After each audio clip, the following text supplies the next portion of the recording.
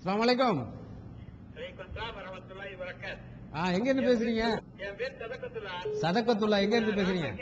பேசுறேன். ராசல் கைமாலன்னு பேசுறீங்க. ஆமா. சதகத்துல்லா எந்த ஊர் உங்களுக்கு? மதுக்கூர். மதுக்கூர். ஜக்காத்தை பத்தி கேட்கும் போது என்கிட்ட ஒரு தொகை இருந்துச்சு. அத நான் ஒரு இதுல இன்வெஸ்ட்மெண்ட் பண்ணிருந்தேன். சரி.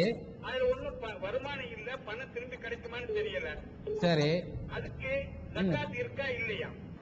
மதுக்கூரை சேர்ந்த சதகத்துல்லா அவர்கள் ராசுல் ஹைமாங்கிற யுஏஇ அமீரகத்திலிருந்து அவரு இந்த கேள்வி கேட்கிறாரு. அவர் என்ன கேட்கிறாருன்னு கேட்டா, நம்ம ஒரு பணம் வச்சிருக்கிறோம், இந்த பணத்தை ஒரு தொழில முதலீடு செய்யறோம், அது திரும்ப கிடைக்குமா கிடைக்காதான்னு நமக்கு தெரியாது, இந்த நிலையில் அதுக்கு ஜக்காத்து கடமையான்னு கேட்கிறாரு. அது கிடைக்குமா கிடைக்காதாங்கிறதை வைத்து ஜக்காத்து தீர்மானிக்கப்படுவது இல்லை.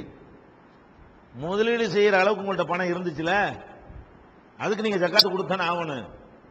முதலீடு செய்யற அளவுக்கு அல்லாஹ் உங்கள்ட்ட பணம் தந்திருந்தான்னு சொன்னா அந்த பணத்துக்குரிய ஜக்காத்தை நீங்க என்ன செய்யணும்? கொடுத்தாகணும். அப்ப நீங்க கொடுக்காம முதலீடு செய்யப்பட்டு கிடைக்குமோ கிடைக்காதோ தெரியல என்று சொன்னீங்கன்னா அதுக்கெல்லாம் ஆதாரம் கிடையாது. வந்தவொன்னு அதுக்குரிய ஜக்காத்தை நிறைவேற்றி விட வேண்டும்.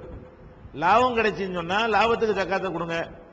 அசல் போயிடுச்சுன்னா ஒண்ணும் செய்ய முடியாது. ஜக்காத்து பண்ண ஒரு சுரைச்சிருக்கிறோம், ஜக்காத்தை கொடுக்கிறோம், நாளைக்கு நம்மள்ட்ட திருடு போயிடுச்சு, அதுக்கு என்ன பண்றது?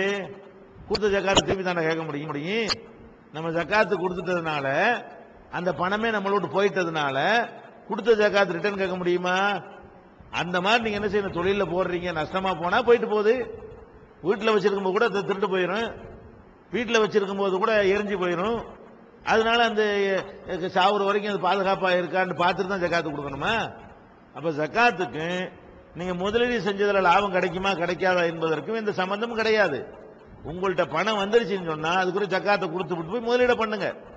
அதுல லாபம் கிடைச்சுன்னு சொன்னா முதலீடுக்கு நீங்க ஜக்காத்து கொடுத்துறதுனால மேற்கொண்டு என்ன கிடைக்குது அதுக்குரிய ஜக்காத்தை கொடுத்துவாங்க. நஷ்டமா போச்சுன்னு சொன்னா பிரச்சனை இல்லை. அப்படிதான் போகணுமே தவிர அதுக்கு அது லாபம் கிடைச்சி திருப்பி வந்த பிறகு நான் கொடுப்பேன் அப்படின்னு சொல்வதற்கு மார்க்கத்தில் அதுக்கு எந்த கிரவுண்டும் கிடையாது.